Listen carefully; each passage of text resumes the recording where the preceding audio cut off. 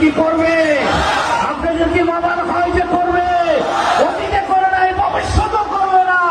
আর করলেও অনেকের প্রভু নাই, অনেকের মুরব্বী নাই, রনের মুরব্বীর সাপ জন্ম নাই।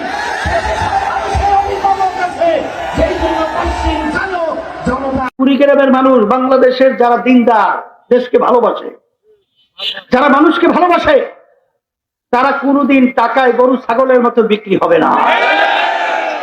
এই কুড়িগ্রামকে বলা হয় দ্বিতীয় চরমনাই। দ্বিতীয় চরমনাই কেন বলা হয়? আব্বাজার রহমাতুল্লাহি আলাইহি ঘোষণা করেছিলেন যে সেই কোথায় চরমনাই বরিশাল আর কোথায় সেই কুড়িগ্রাম।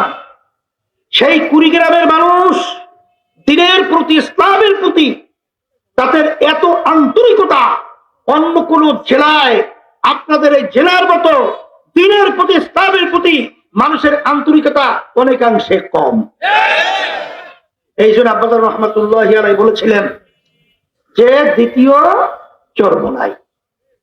এখন আপনাদের চাই প্রশ্ন রাখতে চাই, বাংলাদেশের মধ্যে এখন নির্বাচন আছে, জাতীয় 12ই ফেব্রুয়ারি নির্বাচন হবে 2026। সেই নির্বাচনের মধ্যে একটাই বাক্স শুধু ইসলামের পক্ষে। কয়টা বাক্স? বলেন সেই বাক্সটা কোন দলের বাক্স? ইসলামী আন্দোলন বাংলাদেশের হাত পাখা প্রতীকের বাক্স।